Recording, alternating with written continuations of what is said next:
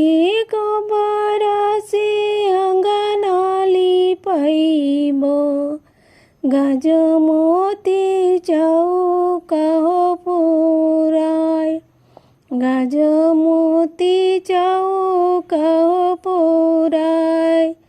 जाही चौके बैठे लाने दुल्हा कवना दुल्हा, ससुर जी से करे लने जवाब, ससुर जी से करे लने जवाब। हमरा के चाही ससुर कार मोटरसाइकिल, पढ़ल दियावा हो जरूर। हमरा के चाही ससुर कार मोटरसाइकिल, पढ़ल दियावा हो जरूर।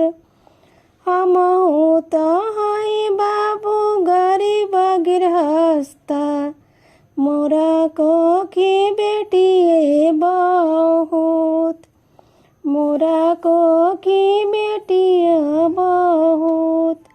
अतर वचन जब सुनले कवना दुल्हा, उठले बदन झहराय, उठले बदन झहराय।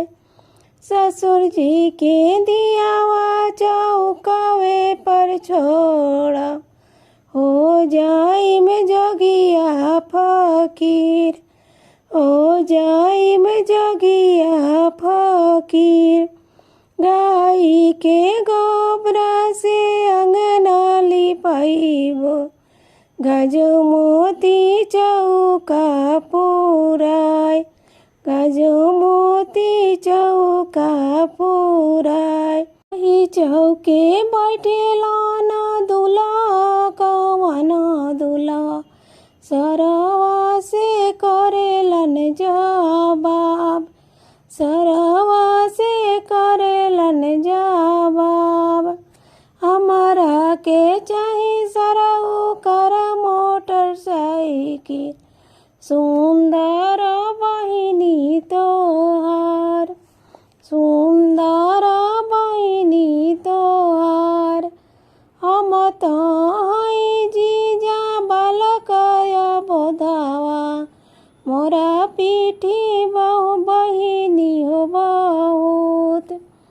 हम तो हई जीजा बालकय बोधावा, मोरा पीठी बहिनी बहुत।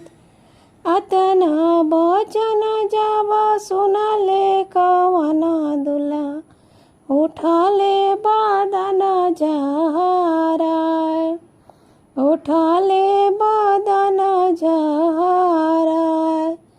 सरऊ के बहिनी चौकवे पे छोड़, लौटी है भले बरियात। सरऊ के बहिनी चौकवे पे छोड़, लौट जाई है भले बरियात।